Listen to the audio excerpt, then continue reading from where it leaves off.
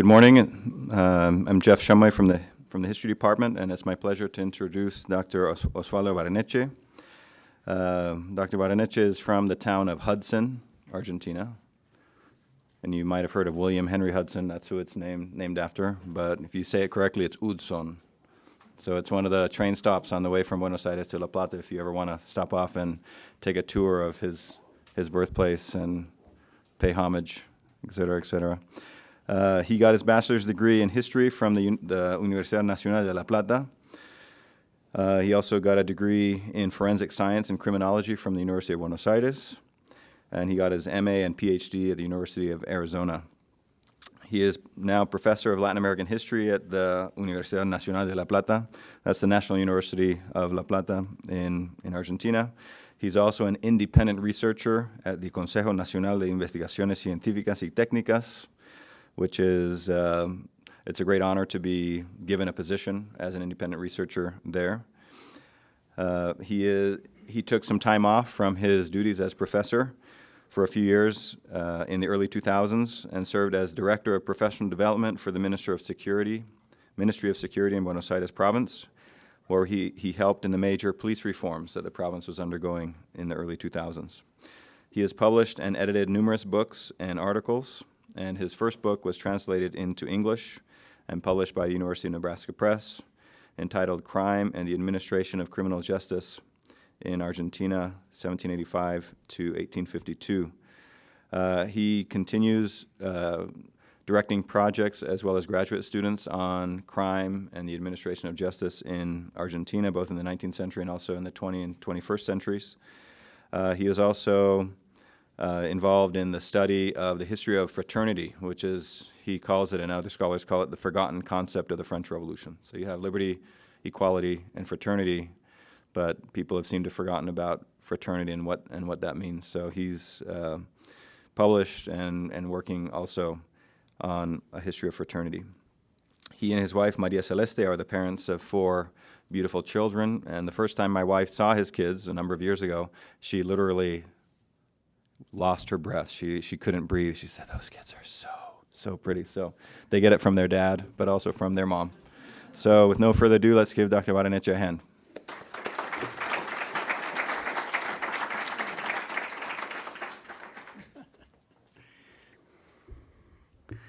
Buenos dias, good morning. And I want to thank you for BYU for having me. This is the second time I'm here. And the first time was 7 or 8 years ago. And what? 11. Wow.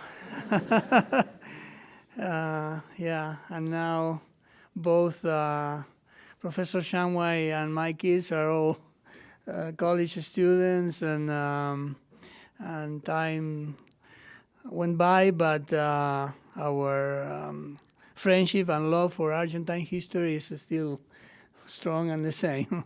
So, but this in the last years, I've been involved in this research topic regarding the history of law enforcement institutions in Latin America in general, but in southern corner, Argentina in particular.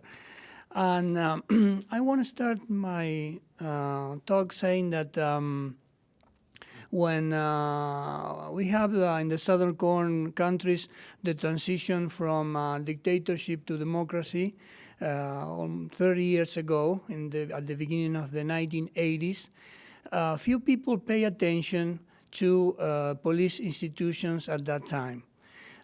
Most of the reforms and the proposals and the concerns were related with the military.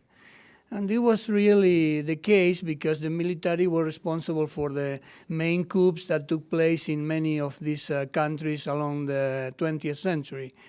At that time, police institutions were seen simply as an attached section or a secondary force always behind or under the protection of the military. There was no really distinction among these two. As democracy in these countries developed, There were certain reforms among military institutions, but at the same time, was at the beginning of the 1990s, crisis of insecurity, the rise of crime and other problems related with the administration of justice brought to the public eye the situation of the police forces in general. And at that time, there was a contribution originally from the fields of sociology and political science to come up what we can call a first generation of public policies on police reforms. This was the first time in the late 1990s when different Latin American countries began to pay attention to police institutions that actually were more or less the same than police institutions that we got from the military dictatorships back in the 1980s and 70s. With all these problems, many governments realized the need to reform the police. And that first generation took place, basically focused on reforms regarding institutional architecture and reforms in the programs of study, professional career, and other things. But after a few years, there were, let's say, concerns about the relatively successful measures that took place. And actually, there were many things that went the same or even worse. And that's the reason why recently there were the contributions of other disciplines among the social sciences in general that came along to review what happened with this first generation of public policies on police reforms. And this is a moment in many of these South American countries where we are debating what we might call a second generation of these public policies. And this second generation, of course, is learning of the shortcomings of the first wave of reforms. But one of the contributions that this second generation of public policies is about concern the inclusion of a more interdisciplinary perspective and the contributions of other disciplines like anthropology, social psychology, and of course history, which is my field. I got involved in research regarding the police past, and together with other group of historians in other different countries, we are trying to make a contribution to this second generation of police reforms. So now I'm going to take you back into history a little bit of these police institutions in Latin America to finish then with the present moment again, highlighting what would be the contribution of history and other disciplines to this second generation of public policies on police reforms. And in order to understand the police institutions in general terms, we actually have to go a little bit further back in time, even when Latin America didn't exist as such. And we focus on Europe in the early 16th century, when the term police at that time was referring a community or association regulated by a public authority. The meaning of the term police back in the 16th century in Europe have a more broader meaning that we know today. Actually, under the term police, the state officials at that time were dealing with religion, health, urban planning, statistics, commerce, transportation, public entertainment, welfare and care of the poor, sciences, public order, etc. So if you look at the term police at the rise of modern states in Europe, we are dealing with different type of topics, themes, but as the 17th and 18th century came along, there was a process of differentiation among the state's authorities and officials in certain sense. And first the economy, then the diplomacy, and then the other branches of the state were coming up. And by the 19th century, the word police was became associated with what we know today: law enforcement, public safety, kind of themes. Is that the reason why, for many authors, including Michel Foucault or Walter Benjamin, the police in the 19th century developed as a spectral or residual power, meaning that in the 16th century have a lot of different matters that were concerned police business, and by the 19th century became concentrated on this spectral residual power of public safety.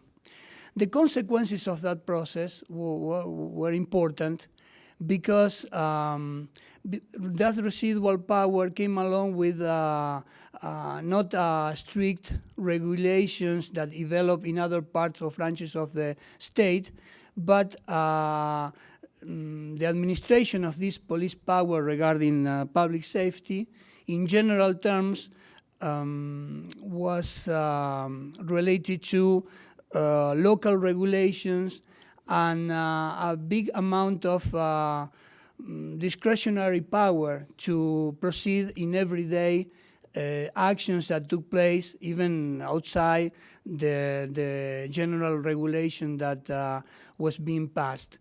And this is a sort of practice that police as a profession has inherited, at least in Latin America, in modern times.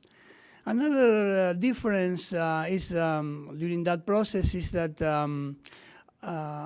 the organization of police as a force related to public safety and law enforcement took different roads, let's say, in different European countries.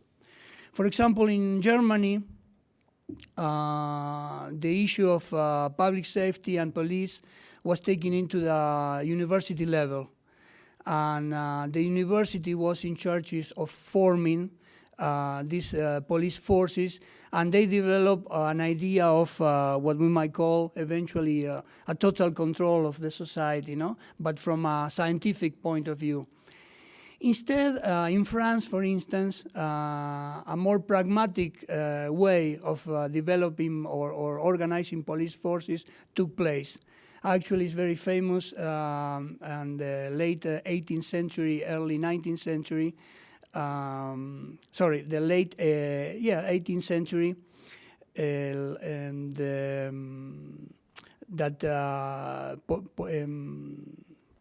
state authorities in Paris hired a former thief. His name was Vidocq. There were films and literature about him. And he was the person in charge of organizing the police in France. And in Britain, instead, a concept of police as a mediation among forces developed, in a more kind of communitarian police. Among all these different way of organizing police forces, let's say that the most influential one in Latin America was the French model, right? So most of the police forces in the late 19th century that were organized in these liberal nations that were coming out the civil wars in Latin America after independence took this French model based on pragmatism and kind of idea of control of the masses and the, in quotation mark, dangerous people. That was the original organization of the police forces in Latin America. Then,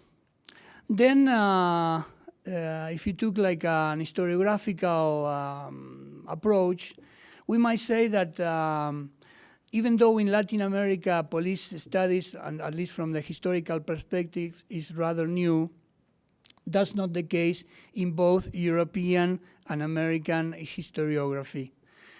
In the case of European historians, most of them were focused on police studies related to the history of crime. That was basically the major European contribution to the field.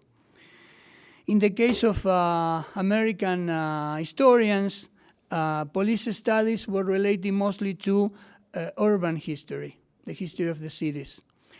But none of these two important historiographical traditions focused on the institutional history of police forces as they were. And this is probably what became the most interesting topic for historians in Latin America in the last few years. Now, if you look at the traditions of historiographical tradition in Latin America regarding the studies on police in general terms, we might say that for many decades, actually good part of the 20th century, the history of, if you want to know anything about the history of one particular police in one country, the only thing you could get were the histories written by retired police officers that after a life of service decided to spend, the last years of retirement writing about their own experiences or even introducing the sort of a literary perspective in the stories. And this was one way of knowing about the police institutions in general. Then there was another way of knowing about police institutions, and this was through journalism.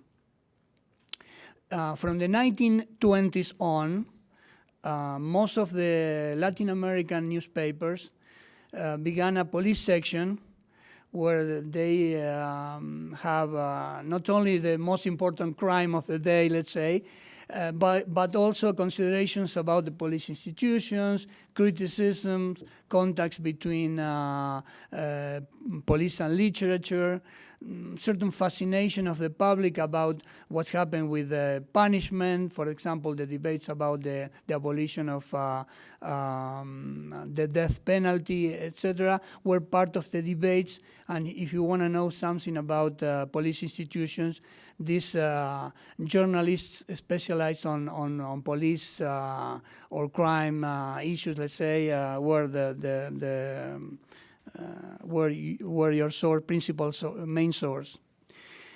And this took place for most of the 20th century up to the 1980s. In the 1980s, what happened is that what we talked at the beginning of my presentation, the transition from, in general terms, we're talking about the decade of the 1980s. Of course, in Latin America, we always are experiencing these tensions among general things that we say about Latin America, and immediately the internal differences that maybe contradict the general things we were saying, right? So there are always these two kind of tensions. We can make some generalizations about Latin America, but without losing perspective of what's going on in different regions, different countries, because in some cases there are important differences, right? So in general terms, during the 1980s, we have this transition from military to dictatorship to democracy in Latin America. And with them, we have the first, let's say, the growing of human rights movements that began a revision of what happened in the past, especially the violation to the human rights in these countries during the military dictatorships. And this was the first time that an eye was placed on police institutions from a historical perspective. Because none of these, or most of these human rights organizations were not historically or interested in historical and the history of these institutions. But they were the first that wanted to look into the past of these institutions just to see why and how they were able to, for example, commit these political crimes, organize these political persecutions, etc. No? And this was the first time also in very recently, in certain sense, that a distinction was made among the way the military were doing things regarding, for example, politics and even the repression, and police forces by itself. As independent power in certain sense. Also an important concept came out in the 1980s because until that time, most of the experts, social scientists in general, or politicians, were talking about public safety. And by public safety, they understood that the keeping a peaceful society was a problem that was only had to be left in the hands of the experts, and these experts precisely were the police forces. So under the concept of public security, the only ones responsible for this civil security, tranquility of the population were the police forces. Instead, in the 1980s, this concept began to change, and now we were talking more about democratic security, where the police forces are part of the certainly the measures and the forces that we need for keeping public safety, but also it's necessary the contribution of other social sciences, politicians, civil organizations of the civil society. It's a more complex concept, this democratic security. But then in the 1990s, because of the rise of criminality, crime rates, insecurity, also corruption among many police forces, there was this first wave of public policies on political reforms among police institutions. And eventually we reached the first decade of the 21st century, where we are revisiting what have been done with this first wave, and reformulating different policies regarding this what we might call the second generation of public policies. Now, this second generation of public policies sort of invite historians and other social scientists to get involved in these police studies. And since many police institutions or even practices were not able to be changed during this first wave of reforms, sociologists, political scientists, and others are asking historians, anthropologists, etc., how can you contribute to understand the nature, the cultural nature of these institutions, and in that way come up with new reforms that really eventually be more efficient. And it's interesting that with this, let's say, invitation, many historians were reluctant to get involved in police studies. The first reason is that it's always an issue among historians, how potentially sympathetic or indulgent you might become if you get involved with a subject, right? So many were saying, no, if I am actually a sort of a mini political position, they were saying, no, we are opposed to what police are doing, but if we study the police, we might get involved and we might develop a more sympathetic view, and this is not convenient for my political position, right? So there was an issue there regarding the way the historical profession approached police studies. And the other major problem, that is a problem for all historians, but in the case of the police historians is even probably worse, is the case of how to access to archives and information, because it's very difficult to get information from police institutions, for these national or provincial organizations to build up your studies, right? Your case. But and that's the reason why we might say that even though from the 1980s on we have been seeing more and more contributions on the history of police institutions in Latin America, they are not even along the two centuries, both 19th and 20th centuries. Actually, we got interesting contributions mainly from the early 19th century, or along the 19th century in general terms. But as we progress to the 20th century, there is a gap among these studies. And from, let's say, 1930s to the 1980s, there was practically at this point very few contributions on police studies.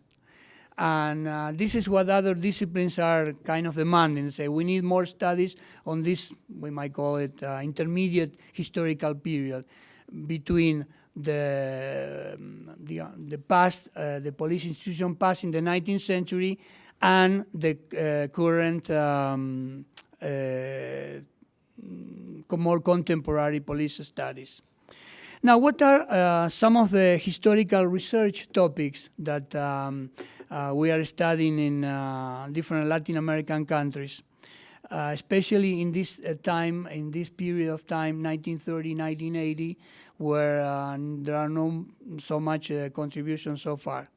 Well, one topic is the police institutionalization, or what we might call the professionalization process. How the police evolved from a force that was organized very informally to an institution that were able to follow a vertical structure of discipline and follow orders and be so, let's say, sadly efficient when the time of political repression during the military dictatorship took place. Then another important subject that is being studied these days is what we might call the rise of the police investigation, or also the undercover police and its in quotation mark rivalry with the street uniform police. Because another thing that we have learned studying police past is that in general terms there is a convention that we call the police of the Buenos Aires province, the Carabineros in Chile, the police of the Federal Police of Colombia. But actually within this institution there are we are able to identify different groups, and as long as we were able to study these groups and the rivalry among them, we probably will understand better the evolution of police institutions. Then the role of science in police investigation and human identification. This was an important topic, especially in the first half of the 20th century, when the concern about the anonymous masses in the city made this contact between scientific improvements and in human identification and its use by the police in different countries. Also the issue of the topic of police models and practices, how this spectral residual power of police that allow these police forces to act in different scenarios with a great amount of discretional power. How can this be done in terms of police models and practices? Also, a topic that it's a classic, let's say, throughout the modern history of Latin America regarding this topic is the conflicts and the relationship between criminal justice system and law enforcement agencies. This is another topic that is being studied right now. Also, the police career and the concept of police family, the way of the police forces conceive themselves as part of a family. They have to protect each other. They develop like a sort of corporative practices, and how this is the most probably hard thing to change, because there was this sense of probably wrong loyalty that made police officers sometimes in the practice to protect each other even against the law. Also, the contributions of cultural studies to this police studies, the history of police. I know that among you are Professor Shanghai's class on the history of gender in Latin America. And this is a field that, in terms of police studies, is almost completely unexplored. There are very few works on the beginning of admission of police women in the forces. In the case I study the most, which is the Buenos Aires province, we might say that but I think this is a coincidence with other countries as well. Most of the women were part of the force here and there, but it was during the populist regimes from the 1940s, 50s, where many police forces opened what we might call a brigada femenina, or a branch of the police for women. But as an example, we might say that it was not until the year 2004 that women were integrated to the same program of professional development that men within the police. So they were completely separated, and actually they were not able to reach the highest positions in any police organizations. This has changed only very, very recently. Of course, police and politics. And this is probably what has happened is that many of historians interested in police studies initially, like in my case, began to study criminal justice system. The history of the judicial system, the history of justice, criminal justice, and eventually some of historians develop interest in the penitentiary institutions, and other cases, like in my case, I went to study the history of police forces. Also, the history of police and the police institutions receive a renewed interest because of the recent increase in public or general interest in Latin America regarding political history. Recent political regimes that throughout Latin America, Venezuela, Ecuador, Bolivia, Argentina, Brazil a little bit, launched a not huge, but an important debate going on right now regarding the reinterpretation of history, the way politics shapes the way we think history. And I think kind of the history of police institutions is one theme as part of this general interest. So to conclude and leave some time for questions or comments you want to make, we might say that at this moment, we are reviewing a first generation of public policies regarding reforms of the police in many countries in Latin America.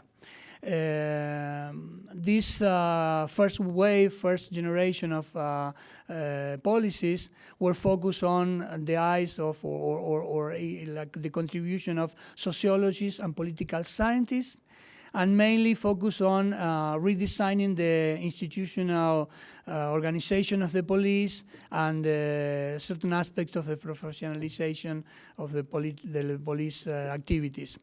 But now this second generation of police reforms, so needed in Latin America because many of the police institutions remain not the same, but without the improvement that we might have been expected 10 or 15 years ago, make a call for the contributions of other social sciences, among them anthropology and mainly history.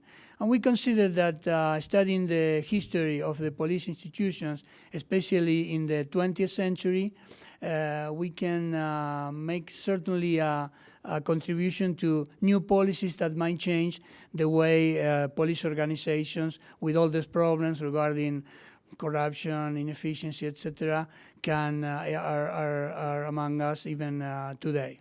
So that's our contribution and the goal of our studies on the history of police. Thank you. We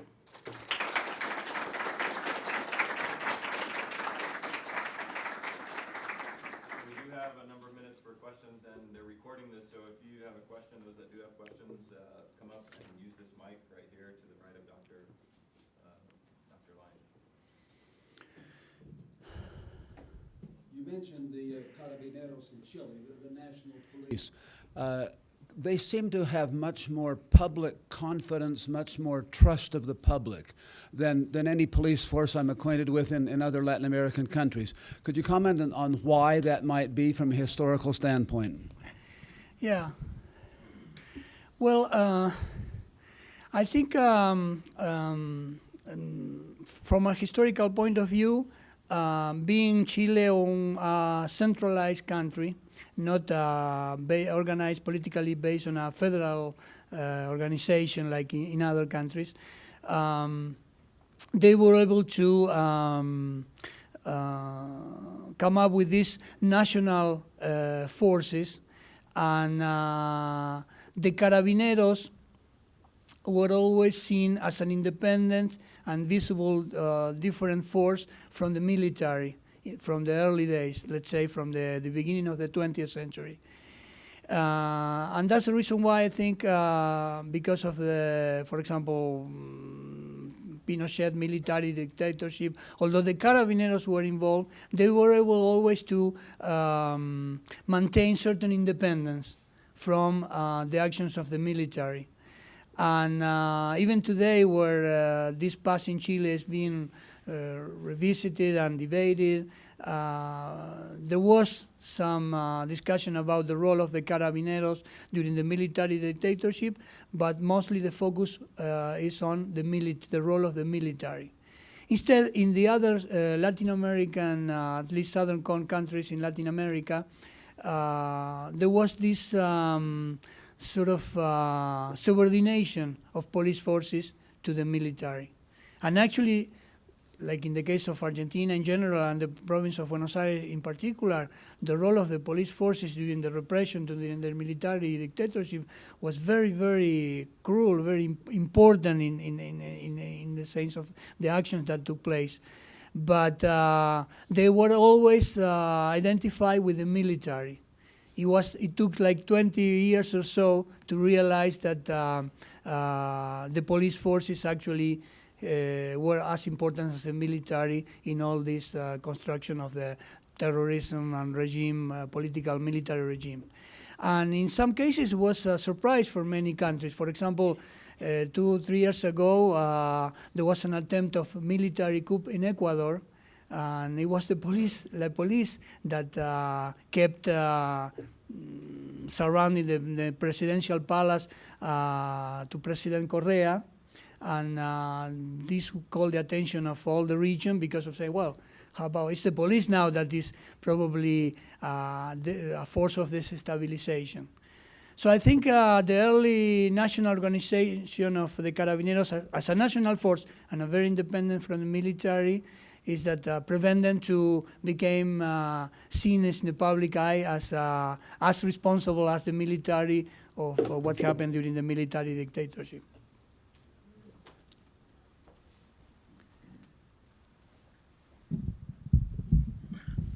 Again, I'm Christopher Lund. I have two kind of complicated questions, and I apologize for that. No. In fact, I'm suggesting a paper. The title could be From La Mordida to La Escuadrón de la Muerte. That's obviously begs some commentary. Most of us who have been in Latin America, and I personally can testify, Brazil, Mexico, Dominican Republic, Ecuador, 2 or 3 others, that I have experienced La Mordida.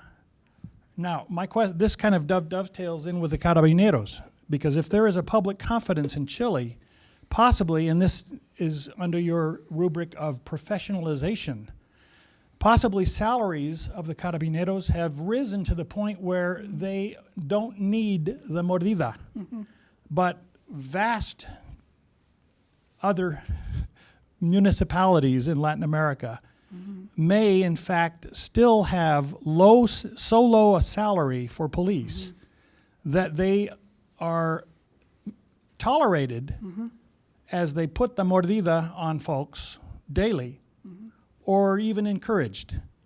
And so to bring it back to the death squad, I know in the 60s and 70s, possibly this had to do with dictatorship situations, but that there were in fact de facto death squads that cleaned up the riffraff, at least in Brazil, and we thought maybe in Argentina. It's a pretty broad discussion. Okay, well, interesting title for the topic, no? La Mordida, for those of you who probably don't know the term, is that the bribe would be a term in English, right? And it's a rather common situation in many Latin American countries. You are driving your car, you are stopped, and they say, well, give me $10 and you can leave. Or even, and because of this spectral power that I was talking about, you never know that you are doing the right thing. They stop you. And you are not always secure that they are not going to, let's say in quotation mark, invent something that you were doing that actually you were not. So when they ask for la mordida, for the money to leave you alone, you probably will pay just in case, even though you know that you are not doing nothing, right? Because that's the point. Because then there is this corruption issue when big issue like drug traffic or different type of illegal businesses, prostitution, illegal gambling, etc., that were police protection for allowing to do that in exchange for money. But also this la mordida, which is like a everyday situation, right? Based on the fact that you probably are doing nothing and you had to pay anyway. So with this term, that is not, it's more a Mexican, right? But for example, in Argentina, we call it la coima. It's another name for the same, right? I don't know in Brazil, but probably they have another name and so forth. Well, actually, what happened is that if you look at the first wave, the first generation of these police reforms that took place in the late 1990s, many salaries of the police were increased because they thought that that was part of the solution, right? And actually many studies show that the police salaries in certain moments, in certain cases, were even higher than judicial officials or the other public officers. But even in those cases, la mordida and the use of bribes, etc., continue and even became worse. So it looks like, well, the interpretation of that so far is that the problem with la mordida, la coima, the bribe in general terms regarding the common practice by police forces is that they are like the most visible part of a system of corruption that not only is isolated in the police, but also is part of a general conception of the state. And until we don't tackle the problem of corruption at different levels, it's impossible to solve the bribe only at the police level, right? Because even though you raise a salary on everything on the police, still the problem of corruption and the taking bribes and etc. will continue in other levels of the state. As example, in the case of Argentina, we see it very, very dramatically, like a reality, this idea that in every level of the state, you have to pay something to get something, right? So many politicians, many officials involved in the first generation of police reforms were talking as if the problem of corruption was just a police problem. But now we are talking that, yes, it's a police problem, but it's like in a family. When you see a little child, running around, breaking everything, doing a lot of work, and behaving in different ways, it could be the child with problems, but certainly it's a manifestation of what's going on in the family in a bigger context. So right now, instead of talking about police, la mordida, talking about that, but what is the ramification upward that allow or sort of justify from the top to the bottom this type of actions, right? So that will be one thing. And regarding the death squad, unfortunately, we might say that there was no way of solving this problem in many South American countries, and a generation has to pass in order to work with new generations of police officers that didn't live that time as a way of constructing a new reality. Because for these police officers, especially the old ones that participated in death squads, on these practices on terrorism of state, it was very, very difficult for them to recognize the what they have done were wrong.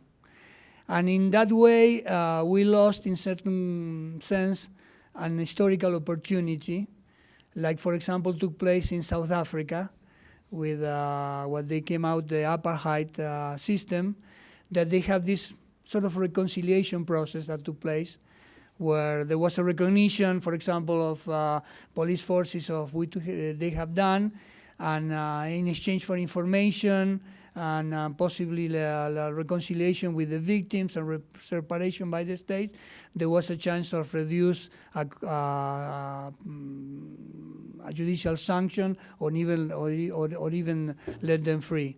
Instead, in most Latin American countries, the actions of these death squads were kind of putting under the carpet for many years, right? and it's part of a scarf, let's say, that now is part of our historical past. With the major problem that when you do that in history, then there is always chances that that take place again, right? Because there was another reparation in the past, or that problem was not settled.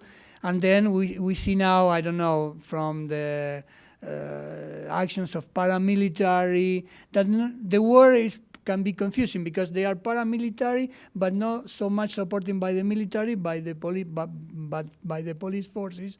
For example, in Venezuela, in what happened in Colombia, even in Argentina right now, that drug problems increasingly become part of the public agenda. Many people began to think, well, we had to organize them among ourselves, hire ex-police officers to instruct us in how to prevent actions of insecurity, etc. So I'm not saying, I am optimistic, I'm not saying that this sad past is coming or returning, no? But when you don't solve the problems in the past, then there is more chance that they will return.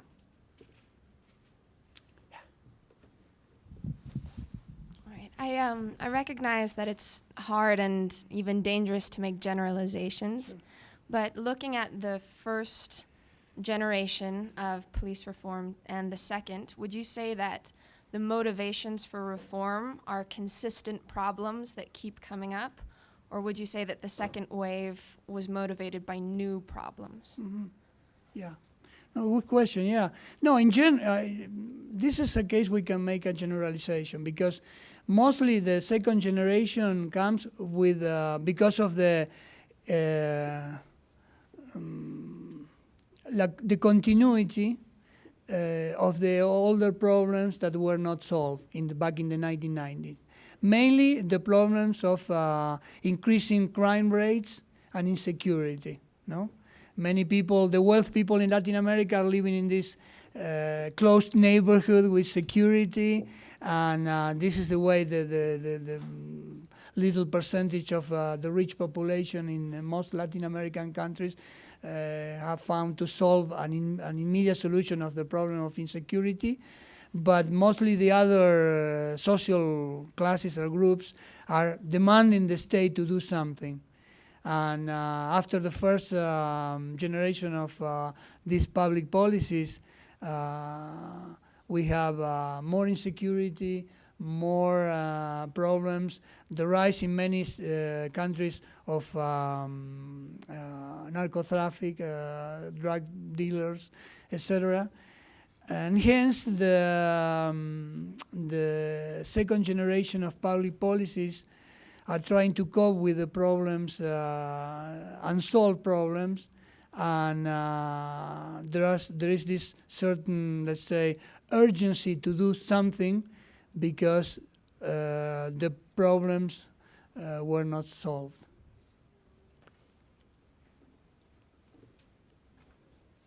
You said that in 2004, it became more common to see policewomen and women that were police, and they were not separated anymore, and they also were able to get position. What initiated that change in 2004? Well, we might say that these new perspectives of women within police forces came as part of a contribution of the first generation of public policies, because of this, one of the reorganizations of police forces in the late 1990s, we mean in the first generation of public policies, realized that it was necessary to encourage a massive incorporation, might say, inclusion of women within police forces. And they design, in general terms, career plans or career tracks, let's say, without any differentiation. That was like this in the past. You, in the 1950s, 60s, 70s, you can become a police officer, police woman, but you were part of another professional track, let's say, and you only can reach certain positions. As a result of the first generation of public policies, this was changed, and now there is a common, and this continue in the second generation, so this might be considered an important contribution of the first generation. Because some people might say, well, the first generation of public policies didn't work. Nothing was done, it's still the same, insecurity, corruption. Well, yeah, in general terms, it might be the case. But then there are other important things that can be seen as a contribution. One, certainly, is this one. Right now, within the police force, certainly the women are struggling, and this needs to be studied, how to make them professional recognition among other their male partners, let's say. But this is another problem. So far, at least from a legal point of view, they're all the same. And this is, I think that from my point of view, an important contribution. It's part of the first generation. Okay. So we've all heard of, a few years ago, Mayor Rudy Giuliani was very successful in reforming the police in New York. Yeah. And I'm sure this is something that you guys have looked at. So can you give an example of maybe one particular policy that the police used to do in Argentina that they weren't, that was then supposedly changed, or maybe the way they dealt with criminals or the way they administered justice on the streets? Yeah. Can you give an example, maybe one example of something that used to happen but no longer is supposed to happen? Yeah. Something like that. And maybe if Giuliani was a model or not for you guys as you tried to reform the police. Well, Giuliani was a big name, let's say, what he represented in this broken window policy. So then I don't remember exactly the name, but the idea of tackling the minor little crimes in order to prevent the bigger ones to arise, right? But there was this debate going on about the name that Giuliani's policies, the name through which Giuliani's policies were recognized in Latin America is Tolerance Zero. That's the name. Probably in English the same here. Zero tolerance, yeah, zero tolerance. But in general terms, we might say that some of the zero tolerance ideas were taken, but most of the reforms didn't follow that approach, let's say, or that policy. Also, there were some wrong experimentation in certain ways. For example, the first models that many South American countries saw in order to conduct police reforms was the Canadian police, which is probably very nice, very efficient, but try to bring Canada into Latin America is like, I don't know, something, two worlds apart, right? Then, at the end of the first generation of these policies, they realized that a better case to study and follow was Spain, because they have the transition also from the Franco dictatorship to democracy. And many Spanish experts arrive in different Latin American countries, and they really make an important contribution. And answering your specific question, we might say that for many decades and actually centuries, there was this regulation that police had in their hands that was called, I don't know how can translate that in English, averiguación de antecedentes. How can you translate that? Background check. Yeah, background check that allowed the police to arrest you for 24 hours for background check, right? And this was not part of any law, any regulation, but was part of police authorization that they gave them to themselves to do that.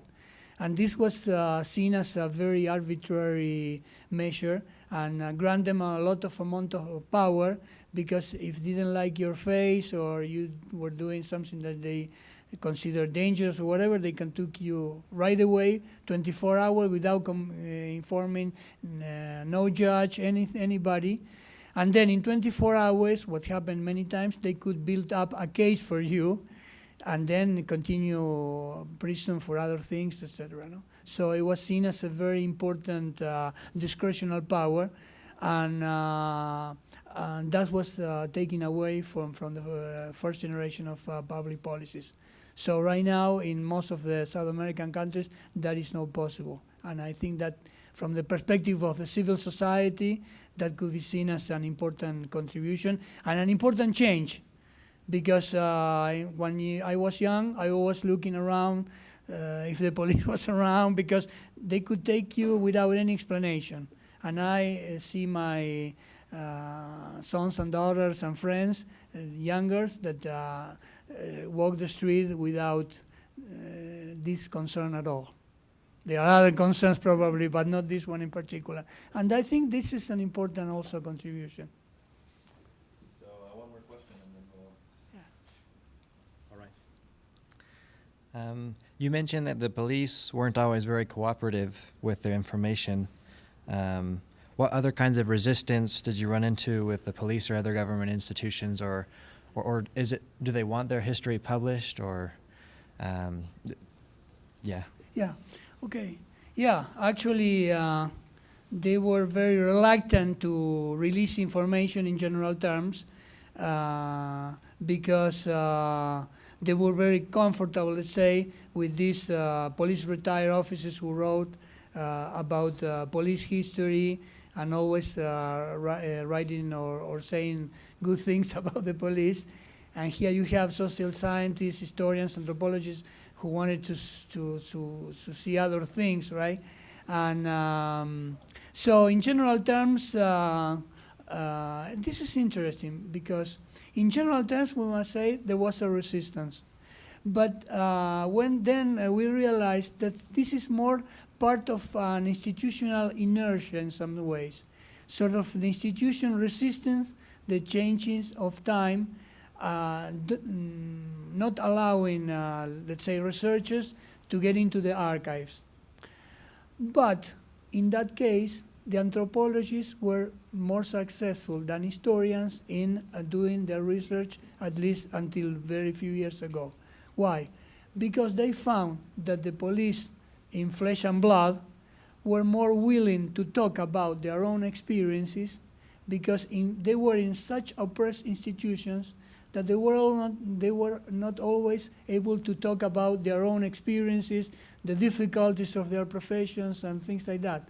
And when we found, let's say, an anthropologist that wanted an interview about how was, I don't know, why you get involved with the police force, or why do you go to the police academy, or can you tell me about the experience during your first years of police officers, etc. They were more willing to talk about and very, very open in that point of view.